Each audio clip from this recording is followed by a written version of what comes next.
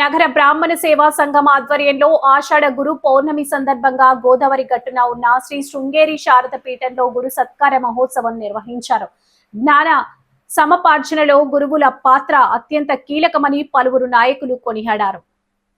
ఈ కార్యక్రమంలో కొచ్చెర్లకోట సుబ్బారావు, భాగవతి సూర్యనారాయణ, చాగంటి మల్లికార్జున భాను, బమ్మిడిపల్లి బాలాజీరాం, వేదుల శేషగిరి వరప్రసాద్, ముత్య సుబ్రహ్మణ్యాలను సత్కరించి వారి ఆశీస్సులు పొందారు. నగర బ్రాహ్మణ సేవా సంఘం అధ్యక్షులు పుట్రేవు సూర్య వెంకటరావు, ప్రధాన కార్యదర్శి భాగవతుల వెంకటరమణమూర్తి ఈ కార్యక్రమ సారథ్య బాధ్యతలు నిర్వహించారు.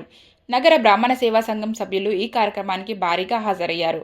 సమాజంలో గురువులను స్మరించుకుంటూ వారిని సత్కరించుకోవడం ప్రతి ఒక్కరి బాధ్యత అన్నారు. ఈ సందర్భంగా బ్రాహ్మణ మహిళలు అమ్మవారికి శారీ సమర్పించారు. భాగవతి బాబీ, వాడ్రేవ్ వేణుగోపాల్, బామిడిపల్లి బాబు, కె సూర్యకుమారి, పెండ్యాల భవాని, భాగవతి అయ్యప్ప, ఇతర ప్రముఖులు పాల్గొన్నారు.